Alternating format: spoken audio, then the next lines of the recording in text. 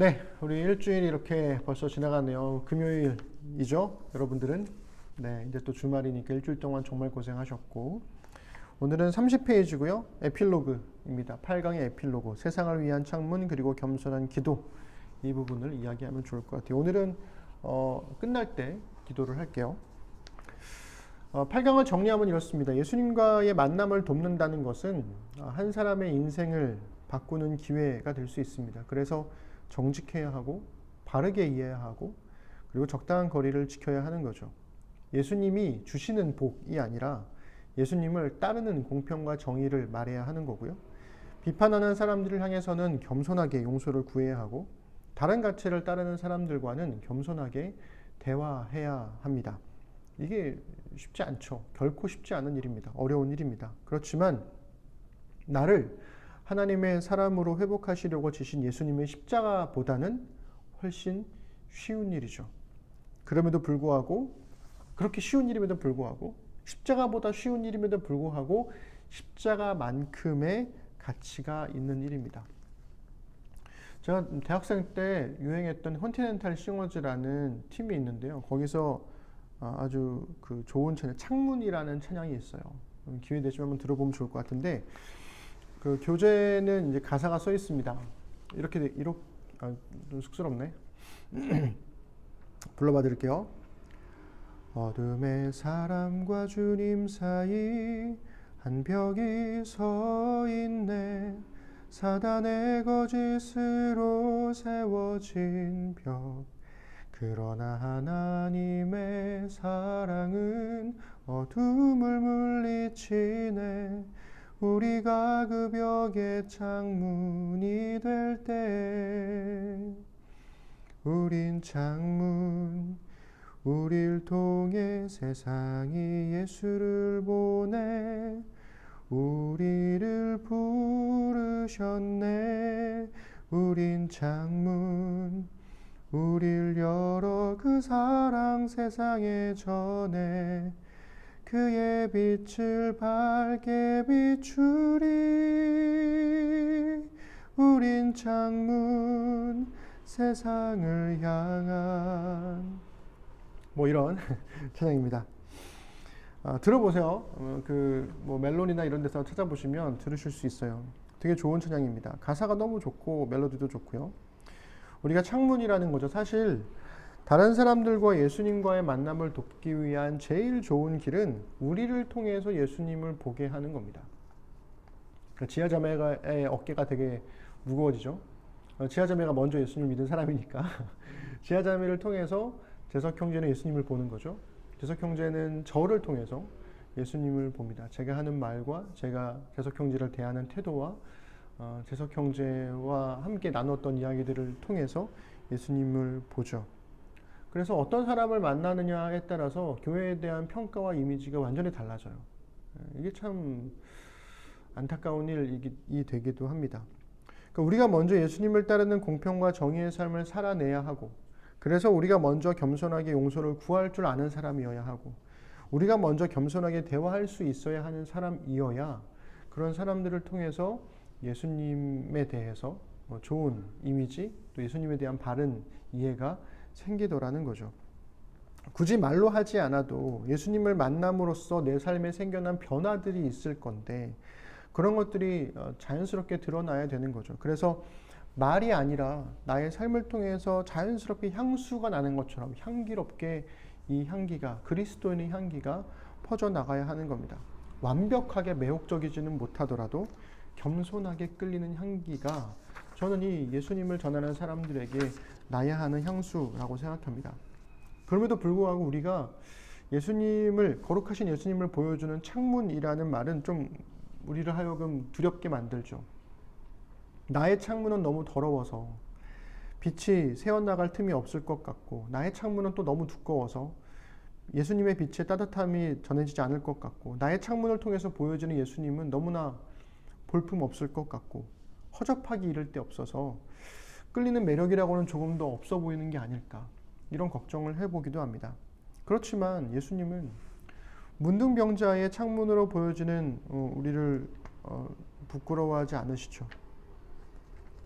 예수님은 그의 손을 기꺼이 잡아주셨습니다. 예수님은 나사로의 창문으로 보여주는 당신을 부끄러워하지 않으셨습니다. 나사로는 셀이 없고 사람들의 미움을 받는 사람이었지만 예수님은 나사로를 위해서 기꺼이 죄인과 함께 식사하기로 먹기를 탐하는 자로 불려지는 것에 대해서 부끄러워하지 않으셨습니다.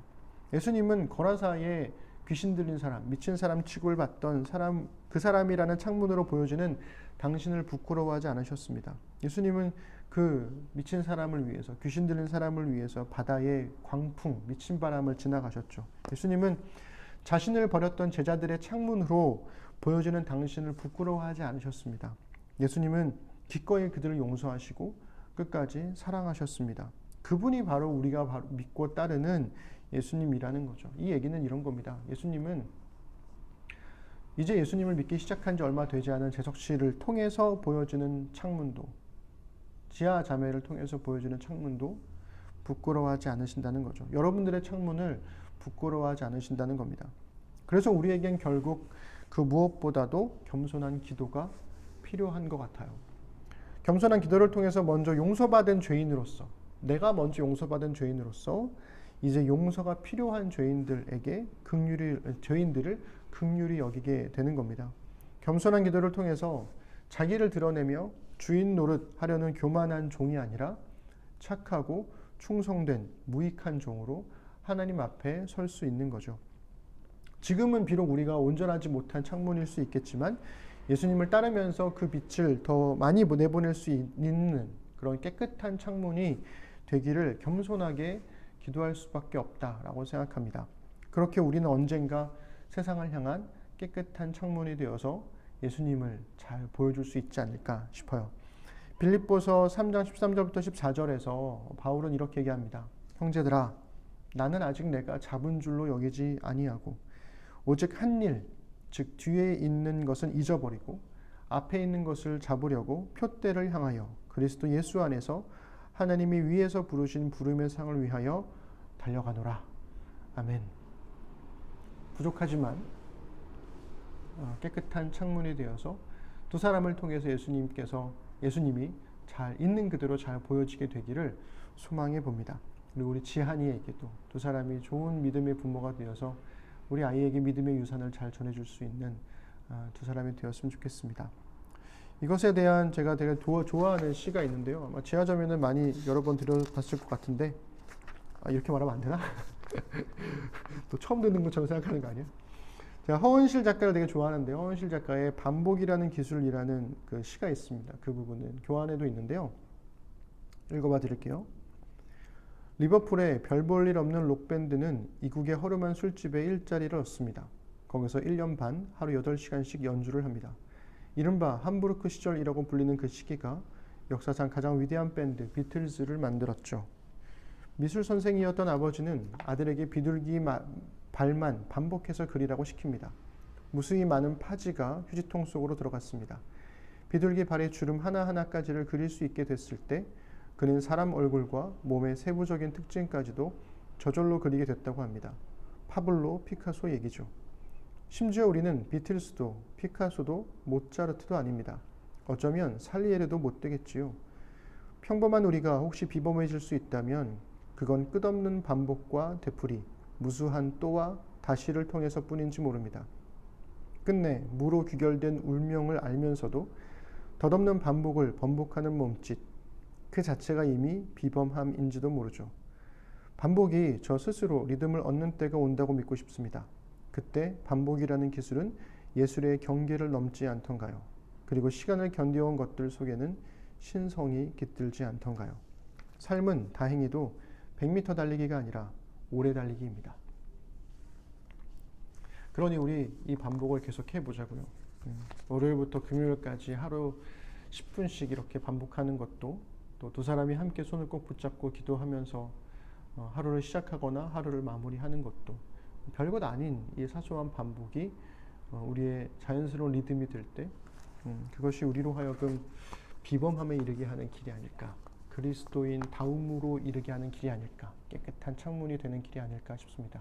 일주일 동안 또 10분씩 이렇게 함께 이야기 나누느라 정말 고생하셨고 아마 또 분주한 일상 때문에 다 한꺼번에 또 몰아서 하게 될지도 모르겠지만 그래도 너무나 수고하셨습니다. 만나서 대화하지 못하면 참 아쉽지만 그렇기 때문에 오히려 두 사람이 더 많이 대화 나누면 좋을 것 같아요. 기도하겠습니다. 하나님, 일주일 동안 이 8강 말씀 만남에 관한 이야기를 함께 나누었습니다. 오히려 매일매일 조금씩이나마 하나님의 말씀이 제적 형제와 지하자매에게 잘 심겨지도록 도와주시고, 그렇게 심겨진 말씀이 거룩한 삶으로, 공평과 정의의 삶으로 아름답게 열매 맺어서 그래서 믿음으로써 참된 그리스도인으로서 살아가는 깨끗한 창문으로 나아져 갈 수 있도록 하나님 인도하여 주옵소서. 고생한 우리 두 사람에게 하나님의 복과 은혜가 임하기를 소망하고 평안한 주말 되도록 은혜 베풀어 주옵소서. 감사드립니다. 예수님의 이름으로 기도드립니다. 아멘.